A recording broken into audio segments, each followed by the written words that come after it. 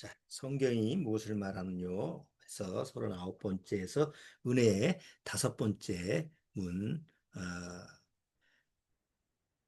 이 세상에 대해서 예수님은 보라, 내가 세상을 이기었노라 라고 했는데 과연 그 말의 의미가 무슨 의미인지 우리 같이 한번 교제를 나눠보도록 하겠습니다. 자, 잠깐 기도드리고 시작하도록 하죠. 하나님 아버지 감사합니다. 이 마지막 때 정말 우리를 사랑하셔서 택하시고 구원하셔서 하나님의 자녀가 되게 하셨습니다. 내가 구원받은 사실을 곰곰이 생각해 보면 정말 기적 같은 일이고 상상할 수 없는 그런 일이 되는 줄 압니다. 그 수많은 사람들 중에서 하필이면 내가 하나님의 은혜를 입고 하나님의 택함을 받고 하나님의 자녀로 이렇게 하나님 앞에 온전히 설 수 있다라고 하는 것은 어떻게 말로 표현할 수 없는 그런 은혜가 되는 줄 압니다. 또 그 은혜가 은혜 위의 은혜처럼 늘 하나님의 능력으로 성령의 이끄심으로 그 은혜를 맛보게 해주시는 줄 압니다. 우리가 말씀을 통해서 하나님의 은혜가 어떻게 우리 안에 적용되는지 하나씩 하나씩 한번 살펴보고 있습니다. 오늘은 특히 이 세상에 대해서 구원받은 성도가 되었다면 왜 세상을 이길 수 있는지 하나님이 주시는 그 능력의 말씀이 무엇인지 살펴보기를 원합니다. 우리 마음에서 그 하나님이 주시고자 하는 세상을 이기는 그 믿음이 무엇인지 올바른 지혜와 지식을 또 얻을 수 있도록 주님께서 축복해 주옵소서. 시종을 주님께 부탁드리오며 예수님의 이름으로 기도드리옵나이다. 아멘.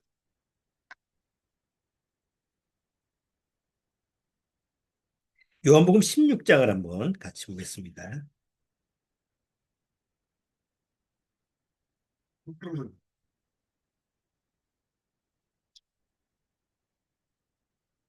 자, 요한복음 16장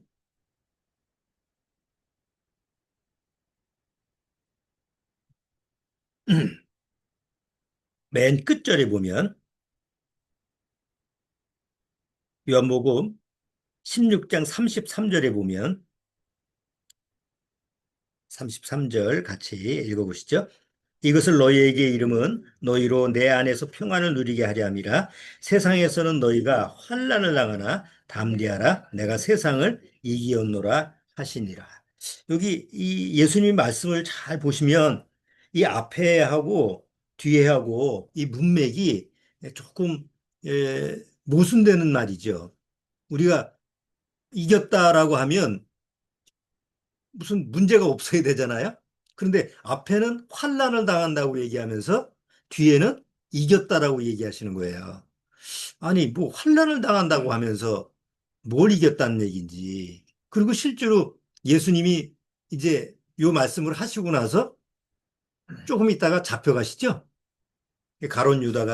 가론 유다에 의해서 어, 결국 잡혀서 로마 군사에 넘겨져서 십자가에서 어, 죽임을 당하시는데, 그럼 십자가에 죽음을 당하시는 그 예수님의 그 일정을 보면 뭘 이겼다는 말인지 우리가 좀 의아점을 가질 수가 있죠. 근데 보통 교회에서 보면 아, 예수님이 세상을 이겼다니까 우리도 세상을 이길 수 있다, 이렇게 해서 인용을 많이 하는 구절이에요. 그런데 뭘 세상에서 이겼다는 말인지, 뭐 세상에서 사업에 성공하고, 뭐 돈을 많이 벌고, 무슨 병 고침을 받고, 이런 게 세상을 이기는 건지, 이런 구분점을 하지 못하는 거예요.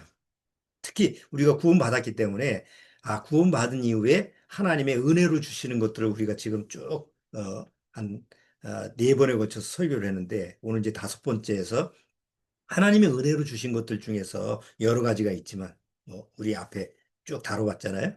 뭐, 죄사함이라든가, 자유함이라든가, 또 안에서 누려지는 뭐, 평안, 뭐, 이런 부분에 대해서 쭉 기쁨 다뤄봤는데, 그러면 여기 예수님이 세상을 이겼다라고 하는 부분에 대해서 구원받은 성도가 세상을 이긴다라는 게 과연 뭐냐. 이런 부분에 대해서 좀 핵심적으로 우리가 알아야 될 필요성이 있죠. 자, 우선 그럼 그 세상이라는 게 뭐냐라는 것부터 정의를 내려야 될 것 같아요. 세상이 있는데 뭘 이기느냐, 뭐에 대해서 이기느냐. 그럼 세상이라는 게 어디서 어디까지가 세상이냐. 이런 부분을 먼저 우리가 좀 정의를 정확히 이렇게 내려야 될 것 같은데 세상이라고 성경에서 얘기하는 세상은 뭐죠? 세상에서 말하는 이 세상이라는 건 우리가 보는, 우리가 경험하는, 느끼는 세상의 모든 것이죠. 지금 세상 정치, 경제, 문화, 뭐 사회, 우리가 몸담고 있는 우리, 예? 이 흙, 뭐, 하늘, 이게 다 세상이죠. 그럼 성경에서 말하는 세상은 뭘 얘기할까? 자, 성경에서 말하는 세상은 뭐죠? 성경에서 말하는 세상이라는 것은 어, 하나님이 애초에 이 세상을 만드시고 누구한테 줬어요? 아담과 하와한테 줬잖아요. 근데 아담과 하와한테 주신 이 모든 세상을 누가 강탈을 했죠? 사단이 교묘하게 속여서 결국은 자기 것으로 만들었어요. 그리고 그 빼앗은 걸 가지고 그러면 내가 하나님의 이 창조물을 내가 가졌으니까 내가 보란 듯이 잘 꾸며서 뭔가 하여튼 세상을 제대로 좀 한번 내가 만들어 봐야지. 사단이 이런 마음으로 이 세상에 대해서 가지고 있나요, 마음은? 아니죠. 사단은 하나님이 인간한테 주신 그 세상이라고 하는 것이 사실은 목적이 아니에요. 그렇기 때문에 하나님이 주신 것을 사단이 자기가 강탈을 했지만 보통 남의 것을 빼앗아 가지고 뭐 강도라든가 뭐 도둑이라든가 이렇게 남의 것을 강탈한 그런 그 물건들을 어떻게 사용을 해요? 누가 어디 가서 금덩이 훔쳤어. 그럼 그거 가지고 좋은 일 쓰나요? 대개 그렇게 훔친 물건이라고 하는 것은 다 남용을 하고 마음대로 하죠. 내 게 아니니까. 사단도 마찬 거예요. 마찬가지예요. 그건 내 게 아니야. 내가 강탈을 했어도 그냥 잠시 내가 보관하는 것뿐이지 이게 자기 게 아니라는 걸 아는 거예요. 사단도. 그래서 사단은 아담과 하와한테 뺏은 그 하나님의 창조물을 이 세상을 그냥 자기 놀이개로 삼는 거예요. 하나님을 대적하는 그런 놀이개로 삼다가 그러다가 뭐 필요 없으면 그냥 뭐 내가 원래 내 게 아니니까. 그리고 하나님이 이미 이 타락한 세상은 어떻게 한다고 그랬어요? 결국 멸망시킨다고 해 있으니까 어차피 없어질 거야. 사단도 알아요. 그렇기 때문에 굳이 그걸 막 애지중지하고 보호하고 그걸 어떻게든지 잘 하고 그럴 필요성이 없는 거죠. 어차피 없어질 건데 하나님은 어차피 심판한다고 하는 건데. 그러니까 있는 동안 잘 활용을 해서 어떻게 하느냐. 아담의 후손들 그 죄로 타락한 모든 인생들로 하여금 그거를 속여먹는 도구로 삼는 거다. 이 세상이라고 하는 것은 사단의 놀이개예요. 뭘 사냥하기 위해서? 인간의 영혼을 사냥하기 위해서. 마치 우리가 낚시를 할 때 그 낚시 바늘에다가 거기다가 먹이를 해가지고 거기다 물에다 던지잖아요. 사단은 인간의 영혼을 사냥하기 위해서 세상이라고 하는 그런 낚싯밥을 거기다 걸어놓고 모든 사람으로 하여금 거기에 걸려 넘어지게 하는 이제 딱 낚아채가지고 결국 세상이라고 하는 것은 사실 구원받은 사람한테는 사랑의 대상이 아니죠. 근데 구원받지 못한 우리가 구원받기 전에도 이 세상에 죄인으로 태어난 모든 인간들은 세상을 무슨 대상으로 삼아요? 사랑의 대상으로 삼습니다. 사단이 그렇게 만들어요. 그래서 우리가 요한일서에 잘 알고 있죠. 이 세상이나 세상에 있는 것들을 뭐라 하지 말라? 사랑하지 말라. 이 세상은 이제 타락한 세상은 하나님께 아버지께로 온 게 아니고 사단으로부터 왔다. 사단이 이 세상을 만들었다는 얘기가 아니죠. 하나님이 만드신 건데 결국 죄로 말미암아 타락돼서 사단의 것이 돼버린 거야. 그래서 사랑의 대상이 아니에요. 이 세상은. 자, 또 이 세상의 시스템 자체가 어떻게 돼 있어요? 이 세상은 어떤 시스템으로 작동되느냐면 하나님 없이도 잘 먹고 잘 살 수 있다는 근본 시스템 바탕이 그래요. 세상은. 그래서 구원받지 못한 우리가 구원받지 못한 사람들의 마음속에서 가장 근원적인 바탕이 뭐죠? 아, 이 하나님이라는 존재가 없어도 이 세상에 내가 노력하면 조금만 머리를 쓰면 조금만 어쩌고 저쩌고 하면은 내가 세상에서 뭔가 잘 먹고 살 수 있어. 부자가 될 수 있어. 뭘 할 수 있어. 이렇게 사단이 넣어준 그런 사상. 아, 세상에서 뭔가를 얻을 수 있다라고 하는 사상을 바로 누구나 다 이제 세뇌를 당한 거죠. 자, 그런 세상이 바로 하나님이 말씀하시는 세상이에요. 근데 뭐 우리가 다 잘 아시겠지만 결국 이 세상은 성경을 통해서 앞으로 영원히 보존되는 게 아니고 바로 언젠가는 멸망할 세상이죠. 그래서 철로역정에는 뭐라고 그래요? 장망성, 장차 망할 세상에서. 근데 세상을 알아요. 세상에 사는 사람들도 알아요. 여러분, 마지막 시계라고 하는 게 있죠? 어디 무슨 단체에서, 유엔 어디 단체에서 뭐, 그 마지막 시계 해가지고 지금 몇 초 전 하죠? 지금 몇 초 전이라고 그래요. 뭐, 40 몇 초 전? 그 매해마다 이게 당겨지잖아. 이제 멸망할 시기가. 이게 성경을 믿는 사람들이 그런 것이 아니라 바로 세상에 있는 사람들도 아, 이 세상은 오래 갈 수가 없을 것 같아. 조만간 멸망할 것 같아. 매 텔레비전에 가끔 보면 여러분 이 세상이 야, 이게 조만간에 멸망할 것 같아. 기후 문제, 무슨 뭐 여러 가지 환경적인 문제 이런 거 가지고 뭐 계속 뭐 프로그램을 만들잖아요. 그런데도 우리가 세상에 살면 아유, 나 때는 안 오겠지 뭐. 우리 때는 안 오겠지 뭐. 그런 식으로 그냥 덮어놓고 사는 거예요. 마치 우리가 매일 버리는 쓰레기가 어디로 가는지 모르게 편하게 사는 것처럼. 우리가 매일 버리고 매일같이 배출하는 그 쓰레기 모든 양이 눈에 안 보여서 그렇지. 어디로 가는지 모르잖아, 지금. 어딘가는 갈 거 아니에요. 사라지는 건 아니니까. 어딘가 쌓여 있고, 어딘가는 지금, 돼 있는데, 우리가 그냥 평상시에는 늘 버리면서도 그게 눈에 안 보이니까. 그냥 그렇게 사는 것처럼 이 썩어가는 이 세상이 점차 언젠가는 멸망할 건데 성경은 이미 그 멸망할 것을 딱 말씀하고 있는데 사람들은 그걸 그냥 잊어버리고 아예 그냥 무시하고 살아간다 이거예요. 이게 세상이라는 거예요. 자, 사도 베드로가 마지막 때 이 세상이 어떻게 멸망한다고 미리 성경에 기록해 놨죠? 베드로 후서 한번 3장 보시죠.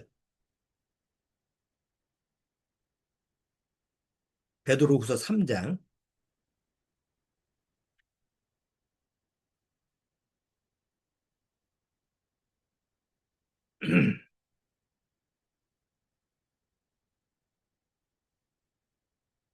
자, 베드로 후서 3장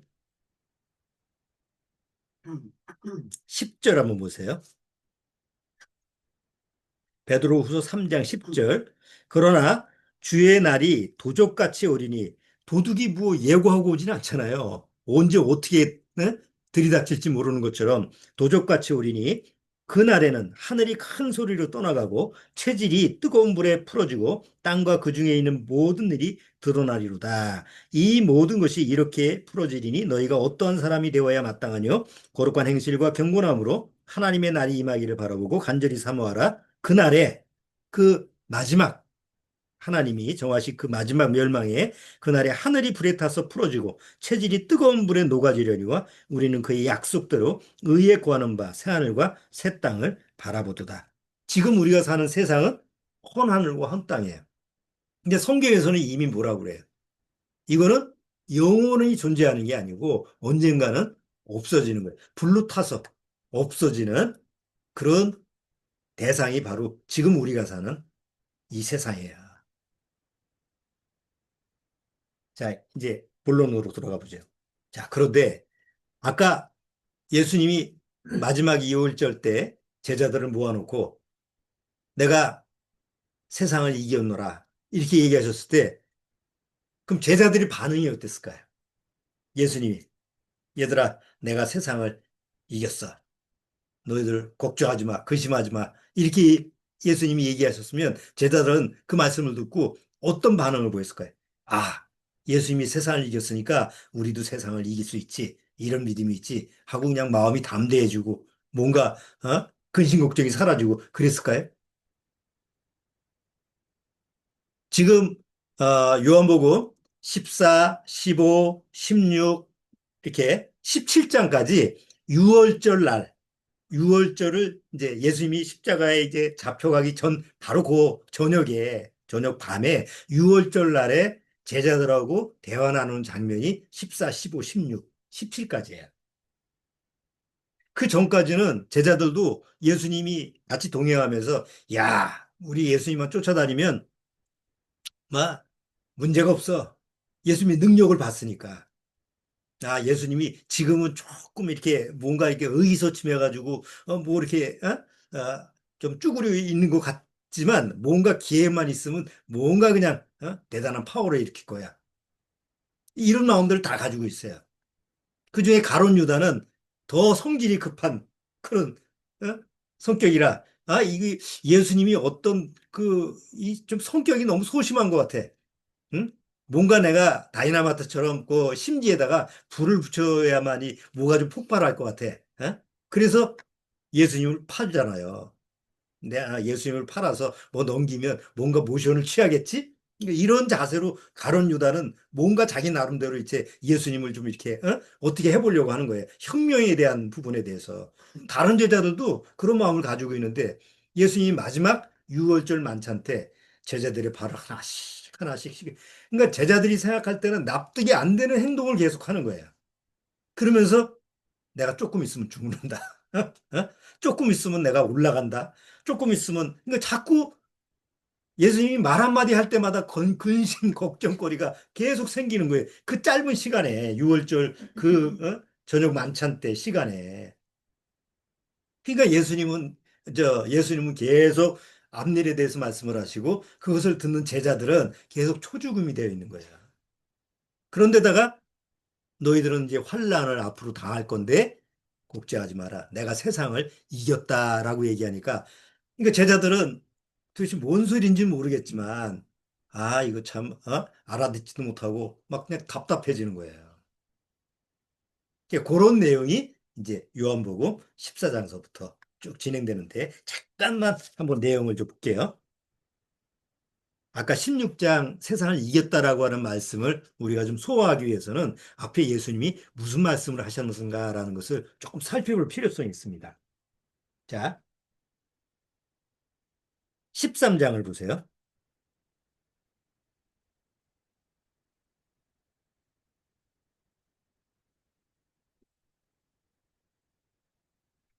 자, 13장 1절.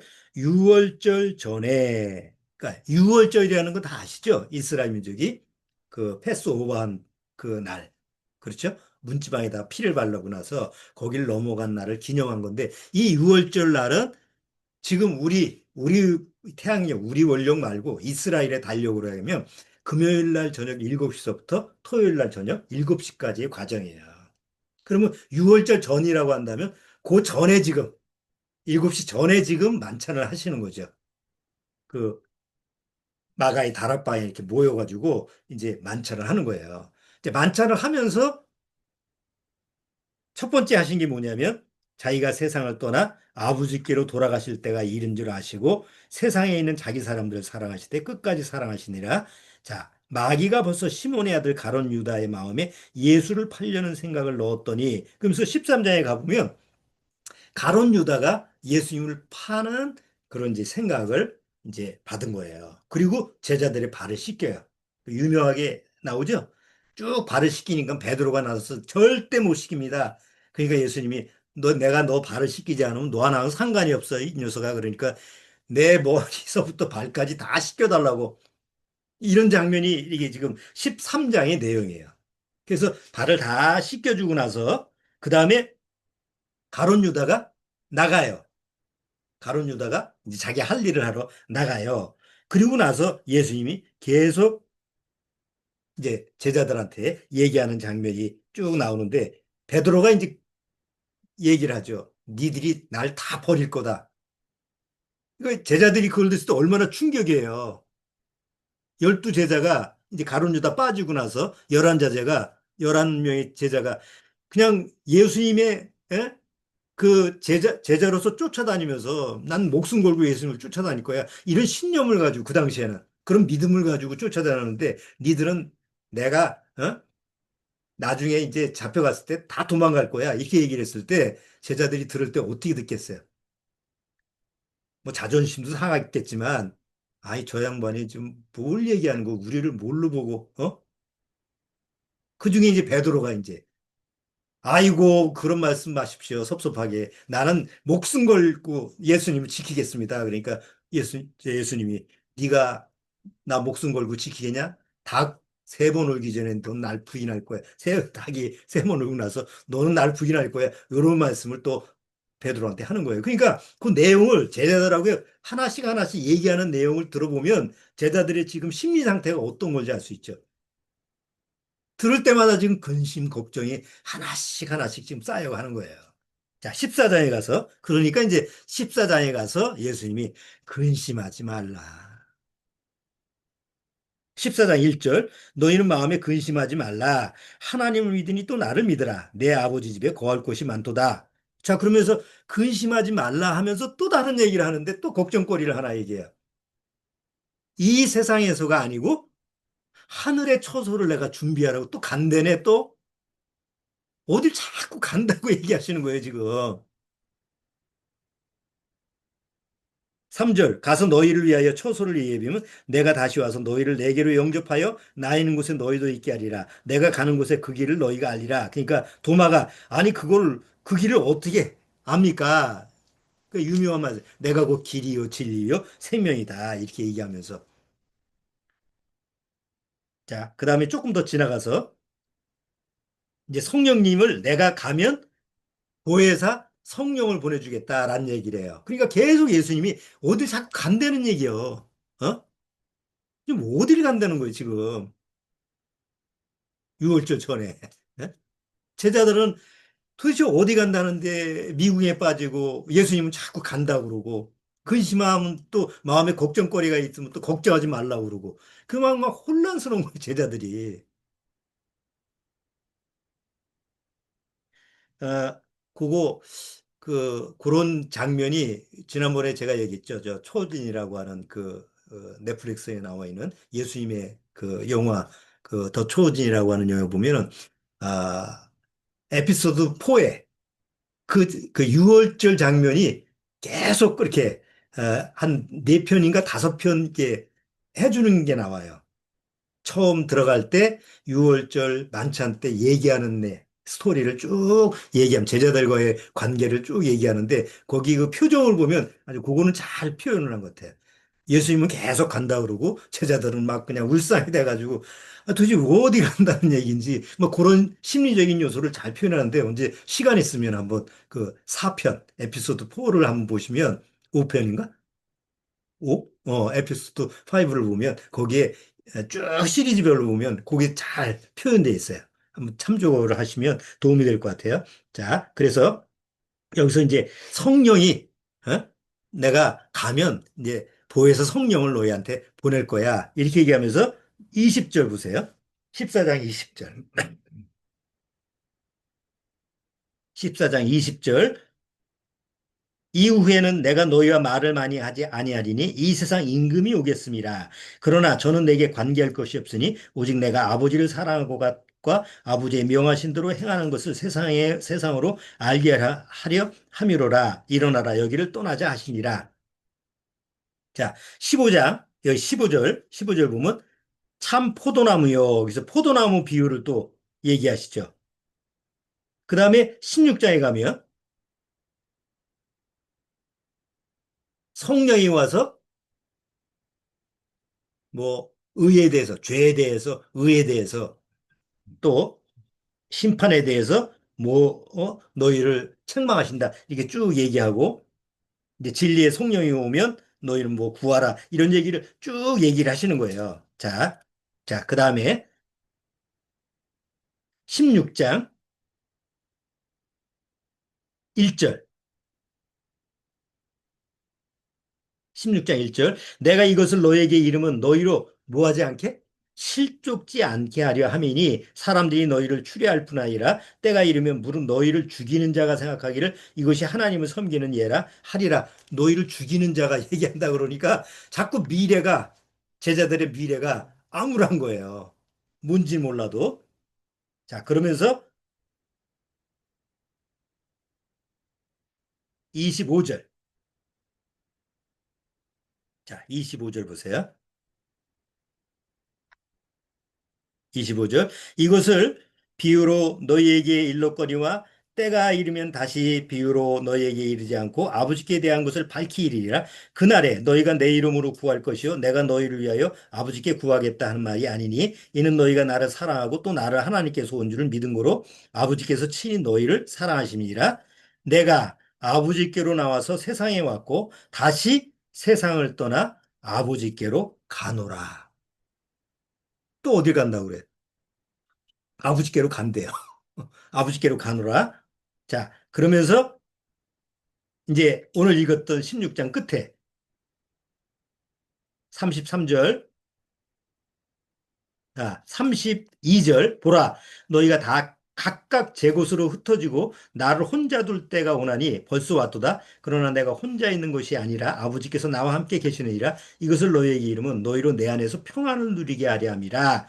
세상에서는 너희가 환난을 당하나 담대하라. 내가 세상을 이기었노라. 하면서 이제 마지막에 이제 세상을 이겼다라고 얘기를 하시는 거예요. 그리고 이제 17장에 가서 하나님께 기도하는 장면이 나타나는 거예요. 그리고 이제 18장에 가서 잡혀가시죠. 잡혀가시는 장면이 나타나는데, 자, 그러면 여기서 세상을 이겼다라고 하는 그 예수님의 말씀을 우리가 어떻게 받아들여야 되느냐.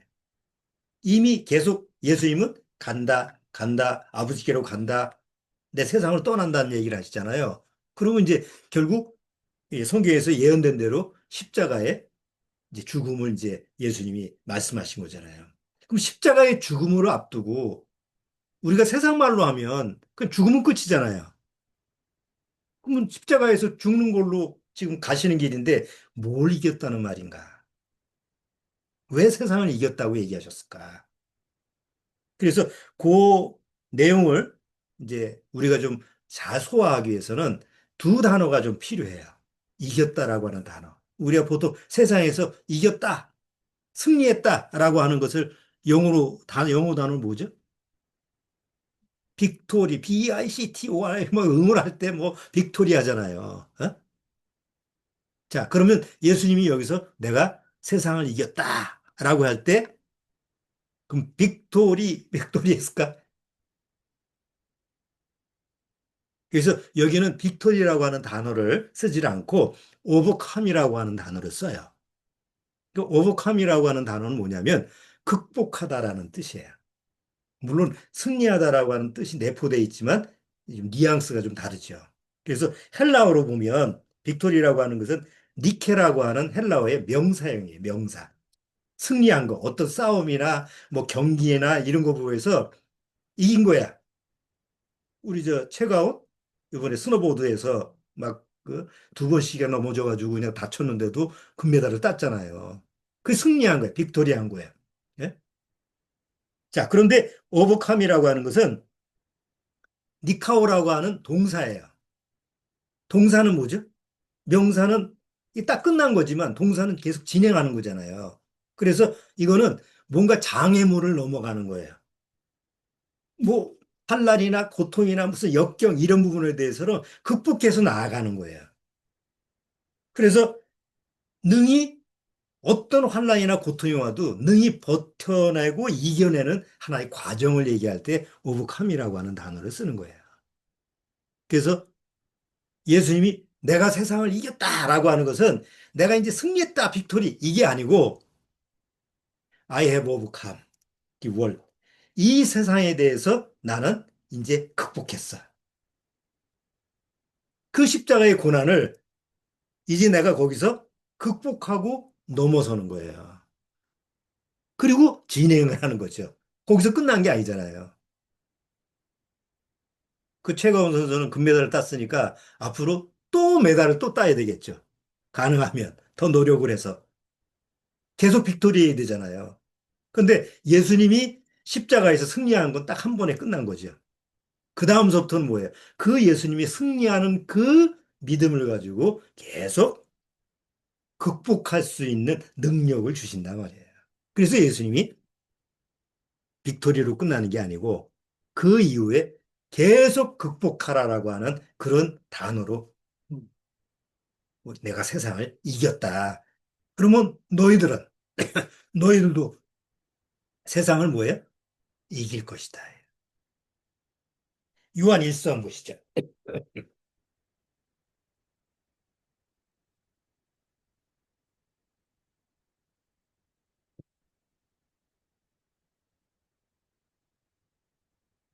요한 1서 5장.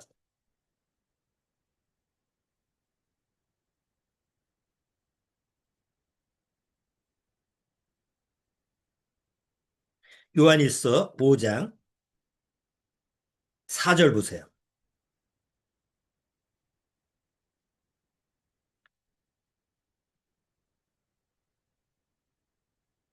자, 요한 1서 5장 4절. 대저 하나님께로서 난 자마다 세상을 이기느니라. 세상을 이기느니라. 여기도 오버컴으로 돼 있어요. 그리고 뒤에 보면 하나님께로서 난 자마다 세상을 이기느니라고 하면서 세상을 이긴 이김은 이것이니 세상을 이김 여기서 빅토리예요.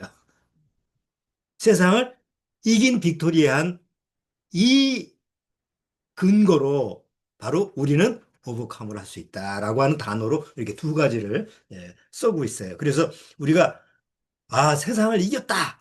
예수님이 말씀하시는 그 능력이 이제 구원받은 사람한테는 어떻게 은혜로 주어지느냐. 이제 그걸 이제 우리가 알아야 되겠죠. 만약에 우리가 세상에 속한 자라면 우린 절대 세상을 이길 수가 없어요. 아이고, 세상에서 뭐 빌 게이츠나, 뭐 지금 세상에 뭐, 그 엄청난 부자들, 몇 프로 되는 그 부자들은 세상을 이긴 사람들 아닙니까? 여러분, 부자가 된 게 세상을 이긴 사람인가요? 그거는 큰 먹이에 물린 거예요. 어?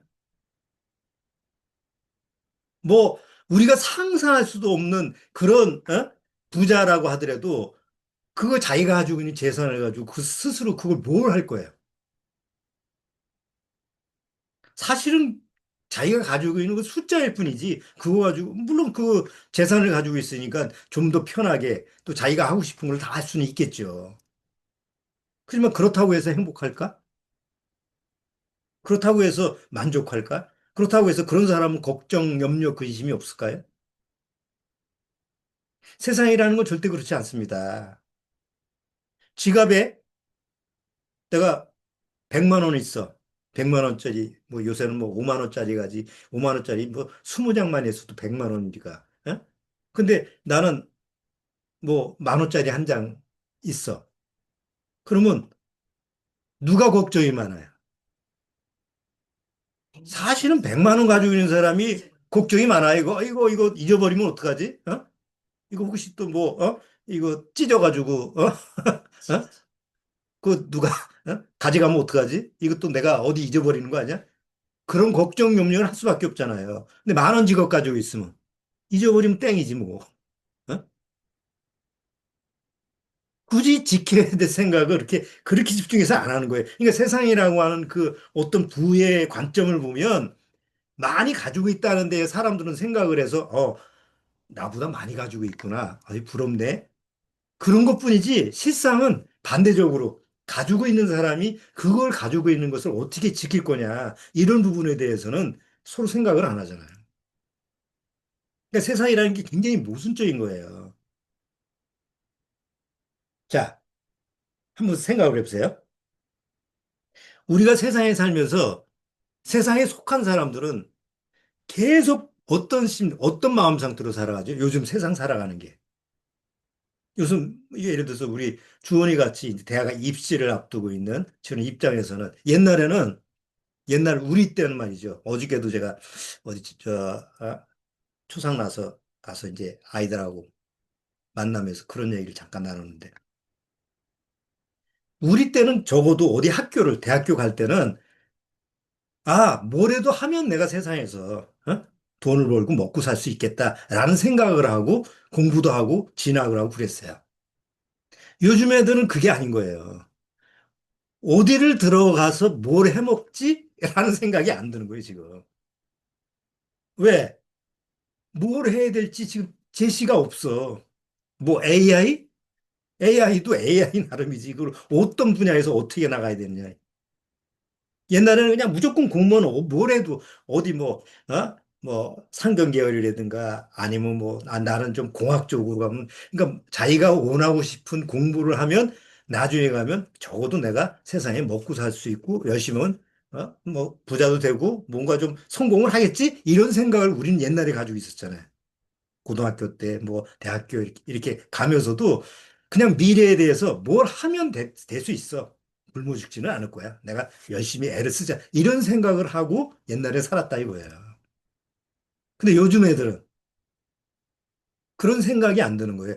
뭘 해도 과연 미래에 먹고 살 수 있을까? 미래라는 게 없는 거예요. 특히 젊은 세대, 20대, 지금 대학생, 미래가 다 불확실해. 그럼 30대, 40대는 내가 지금 지금 직장을 다니고 있는데 이 직장이 오래 갈 수 있을까? 옛날에 제가 증권회사 들어갔을 때는 늙어 죽을 때까지 할 생각으로 갔었어요. 왜? 영원할 거라고 생각했으니까. 옛날 은행에 가는 사람들도, 은행은 적어도 평생 직장이라고 생각했거든. 특히 뭐 공무원, 특히 뭐 학교, 교사 뭐 이런 종류의 직업들은 다 어떤 생각을 가지고 있어요. 아, 내가 한 번 들어가면 난 거기서 그냥 끝날 때까지 살 수 있어. 이렇게 생각을 했죠. 요즘은 보장이 안 되는 거예요. 공무원도 보장 안 되고, 뭐, 미래가 다 없으니까. 그러니까 사람 마음이 나이가 어리든 많든 다 뭐가 있어요. 걱정, 염려, 근심. 하루 24시간 맨날 뭐하고 살아요. 대화를 나누는 거 한번 보세요. 여러분 주변에 그 뭐 직장 동료라든가 아니면 친구가 이렇게 모여서 맨날 얘기하는 거 들으면 딱 하나예요. 걱정이. 우리 나이 때는. 지금 뭐, 제 나이 때 이제 다 정년 퇴직하고 은퇴했으니까 별 문제가 없을 거 아니에요. 먹고 살 문제가 다 제공이 돼 있으면 그나마 뭐 자기 집이 있겠다, 뭐, 연금 나온다 그러면 걱정이 없을 거 아니에요. 그럼 걱정 없으니까 즐겁고 좋을 거 아니에요. 그럼 만나면 무슨 얘기예요? 건강. 어디가 자꾸 아파. 그러니까 걱정 없는 사람이 없어요. 걱정이 없는, 근심 없는 사람이 없어. 근데 예수님은 계속 뭐라 그래요? 걱정하지 말라, 근심하지 말라, 걱정, 근심, 염려 그런 거 하지 말라. 그러니까 구원받게 되면 무슨 문제가 이제 내 안에서 어떤 은혜가 오느냐면 그런 걱정, 근심, 염려 그런 부분에 대해서 이렇게 자유로워질 수 있다는 거지. 걱정이 없어진다는 얘기가 아니에요. 걱정, 염려, 근심 그런 부분에 대해서 내가 매이지 않을 수 있다는. 요즘 계속 불안 심리로 나오는 그 여러 증세가 포모 증후군이 있대. 이름도 모르겠어. 포모 증후군인데 그게 뭐냐면 늘 옆에 사람하고 비교해서 20평 샀는데 나는 15평이야. 아, 나 마음에 안 들어. 저 사람이 난 지금 20평 살고 있는데 뭐 조금 한 24평인가 25평인데 뭐, 그러니까 늘 다른 사람과 비교해서 자기 만족이 안 되니까 매 불안하다는 거예요. 계속 정신과 오는 사람들의 공통적인 그 유형이 그렇다는 거예요. 그냥 늘 노심초사해, 그냥. 남들하고 경쟁해서 뒤처질까 봐. 그 다른 걸 생각을 못 하는 거예요. 그거. 노모포비아, 요새. 휴대폰이 손에서 떨어지면 불안해서 살 수가 없어. 휴대폰이 손에 떨어지면 살 수가 없어. 아니, 우리가 습관이 그러다 보니까 그렇잖아요. 그 다음에 파랑새 증후군. 뭔 행복을 찾아서 어디 매일 싸돌아다녀. 여행도 갔다가 취미도 갔다가 뭐 이랬다 저랬다. 그래도 행복하지 못해. 그리고 점점 늘어나는 게 공황장애래요. 이상하게 사람들 마음속에서 뭔가 불안 심리가 이제 강해지니까 그냥 갑자기 충격적, 갑자기 멍해지고 갑자기 뭐 숨이 막히고 극심한 공포를 엘리베이터 같은 데서 그러니까 이유를 몰라. 병원 가서도 이유가 없어. 근데 갑자기 그런 증세가 오는 사람들이 점점 많이 늘어나는 거예요. 왜? 이 세상이라고 하는 것이 그렇게 막 몰아가는 거예요. 어둠 속으로. 그래서 자문서에 그러잖아요. 구원받지 못한 세상에 속한 사람들이 어둠에서 먹고 마시면서 아주 고통스럽게 살아간다고. 어둠 속에 사는 거예요.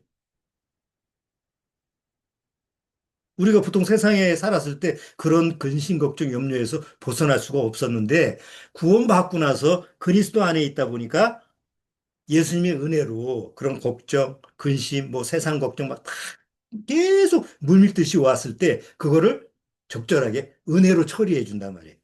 뭐라고 아까 제자들처럼 걱정하지 마라. 근심하지 마라. 내가 세상을 이기지 않았느냐. 예수님이 세상을 극복하지 않았느냐. 너희들도 극복할 수 있다.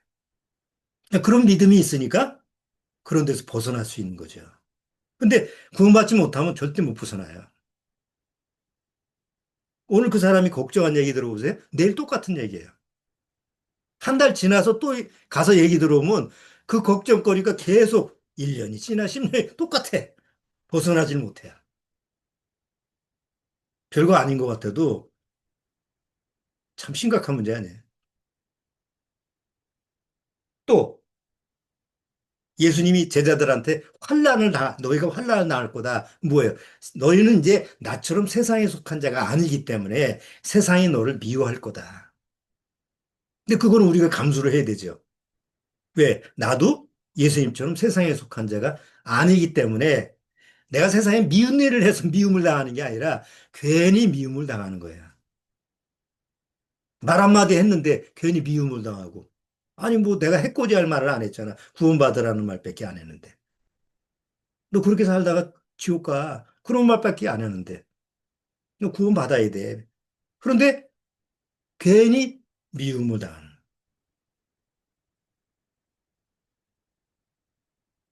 혹시 핍박이 올지라도 지금은 뭐 그런 시대가 아니지만 그래도 만약에 초대교회처럼 그렇게 세상이 막 마지막 적그리스도 때처럼 그냥 막 핍박이 오고 고통이 온다 할지라도 예수님은 내가 오복함이 있으니까 근심하지 마라. 로마서 8장 보시죠.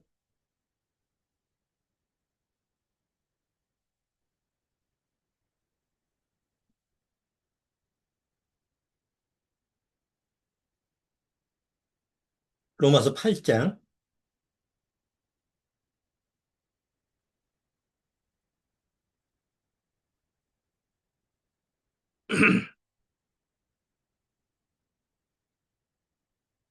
35절서부터 한번 볼게요. 35절. 누가 우리를 그리스도의 사랑에서 끊으리요 환난이나 공고나 핍박이나 기근이나 적신이나 위험이나 칼이랴. 이게 뭐 세상에서 오는 핍박과 세상에서 오는 뭐 위해 이런 거잖아요. 그런데 그런 거라 할지라도 기록된 바 우리가 종일 주를 위하여 죽임을 당케 되며 도살할 양같이 여김을 받았나이다 함과 같으리라. 그러나 이 모든 일에 우리를 사랑하시는 이로 말미암아 우리가 그다음 뭐라고 그러죠? 넉넉히 이기네. 그냥 이 간신히 이기는 것도 아니야. 예? 넉넉히 이기게 해준다. 이게 하나님이 구원받은 우리한테 주시는 은혜다 말이에요. 또 구원을 받았지만 여전히 내가 육이 있기 때문에 죄의 유혹이 있어요, 없어요? 매일같이 또 죄의 유혹이 들어오네? 구원받으면 죄에서 벗어나는 건 아니잖아요. 죄사함은 받았지만, 죄에 대한 정죄함은 없지만, 여전히 죄에 대한 유혹은 끊임없이 오는 거예요. 그래서 히브리서에 뭐래요? 너희는 죄의 유혹을 어?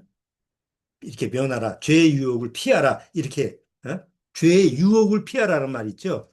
근데 내가 죄 속에 있으면 피할 수가 없잖아요. 히브리서 13장. 3장 13절에 있어요. 히브리서 3장 13절.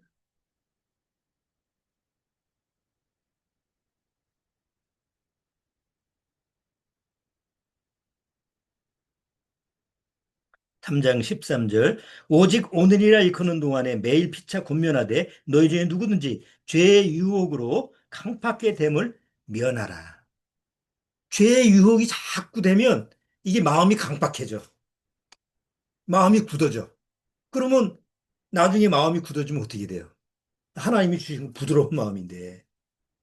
그래서 구원받은 사람은 요한일서에 너희가 너희 죄를 자백하면 여전히 구원받아도 자기 죄에 대해서 항상 하나님 앞에서 죄를 시인하고 그 죄에서 자기가 떠나는 그런 모습을 취하면 하나님 앞에서 계속 나를 이렇게 정결하게 해주시는 그런 약속이 있잖아요. 그래서 그런 은혜가 있기 때문에 죄의 유혹에 대해서도 내가 이길 수가 있는 거야. 그리고 이제 마지막으로 죽음이라는 부 그거는 뭐 구원받고 나서 이미 죽음은 뭐예요? 고린도전서 15장에서 사도 바울이 죄 쏘는 게 뭐냐? 사망의 권세가 뭐냐? 그런데 예수님이 그 죽음을 이기셨지 않느냐? 십자가의 죽음에서 부활하셔서 이기셨어요. 그야말로 빅토리 했어요. 그리고 예수님이 이기심으로 말미암아 우리도 뭘 이길 수 있어요? 사망을 이길 수 있잖아요.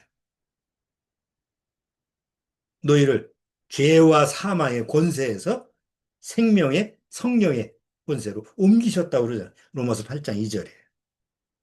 이게 다 구원받은 이후에 은혜로 막 주어지는 거예요. 막 쓸데없는 근심, 걱정, 염려 이런 부분이 있는데도 오히려 예수님이 이기셨다라고 하는 그 사실 때문에 나도 예수님을 믿는 믿음에 의해서 또 그런 걱정, 근심, 염려에 내가 등록을 할 필요가 없죠. 뭐 또 걱정이 또 온다 하더라도 이미 해결책이 있으니까 굳이 그걸 염려할 필요가 없는 거예요. 처리만 하면 되니까.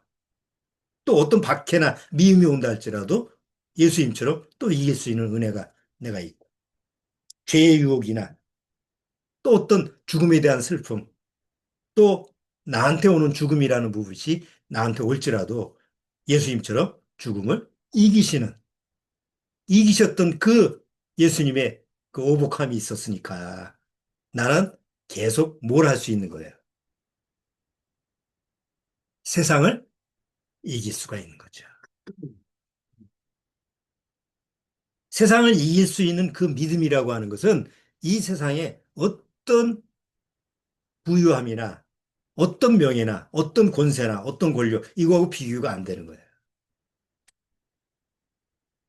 그냥 세상을 이기는 믿음 하나만 있어도 우리가 세상에 대해서 아주 담대하게 나갈 수가 있는 거죠. 자, 바로 이런 은혜가 또 하나님 안에서 늘 성령 안에서 우리 안에 매일매일 경험되어야 된다는 거. 그런 부분을 오늘 예수님이 보라, 내가 세상을 이기었노라 라고 하는 말씀을 통해서 같이 한번 살펴봤습니다. 자, 저나 여러분이나 어차피 주님이 부르실 때까지 어디에 살아야 돼요? 이 세상에 살아야 돼요. 이제 어떻게 사느냐가 문제지. 그냥 세상에 비빌비빌 거리면서 그냥 끌려다니면서 이리 맞고 저리 맞고 그냥 이렇게 처참하게 살아야 되느냐? 아니면 예수님처럼 극복을 하고 이기면서 살아가느냐? 그거는 여러 편의 의지가 있어야 돼요. 내가 마음속에서 나간 주님이 나한테 주신 이 은혜가 있으니까 이 은혜로 내가 이기면서 살아가야지. 이제 이런 의지가 작동이 돼서 주님의 말씀 쪽에 나를 맡기면은 승리가 만끽할 수 있는데 그런 걸 무시하고 여전히 세상은 내가 어떻게든지 해야지 라고 하면 잘 될 것 같지만 나중에 가면 결국 안 되게 돼 있어요. 왜냐하면 세상 시스템이 하나님 편이 아니잖아요. 사단 편이니까. 꼭 기억을 하시고 예수님이 제자들한테 보라, 내가 세상을 이겼다라고 하는 말씀을 잘 한번 기억해 보시기 바랍니다. 오늘은 여기까지 하도록 하겠습니다. 다음 주는 여섯 번째 시간으로 하나님의 주님이 주신 은혜 안에 성령의 열매들이 어떻게 내 안에서 누려지는지 그런 부분을 또 같이 살펴보도록 하겠습니다. 자, 기도하고 마치도록 하겠습니다. 하나님 아버지 감사합니다. 구원받고 나서 주님이 이 세상에 나를 남겨두신 이유는, 바로 데려가지 않으신 이유는, 이 세상에 오셔서 예수님이 세상을 이긴 것처럼 세상을 이길 수 있는 그런 믿음의 삶을 경험케 하시기 위함입니다. 그렇기 때문에 우리는 이 세상에 살면서 또다시 세상에 끌려다니면서 또 오히려 사단의 녹록거리가 되면 안 되는 줄 압니다. 정말 하나님의 자녀로서 예수님처럼 세상을 이기는 그런 삶의 모습을 보여줘야 되는 줄 압니다. 말씀을 통해서 우리가 승리하게 하시고, 또 아직 우리 믿음의 식구 안에서 구원받지 못한 그 가족들 어찌하든지 구원으로 인도하는 그런 기도와 그런 마음의 자세를 가지고 항상 주님과 동행할 수 있도록 주님께서 말씀으로 인도하여 주옵소서.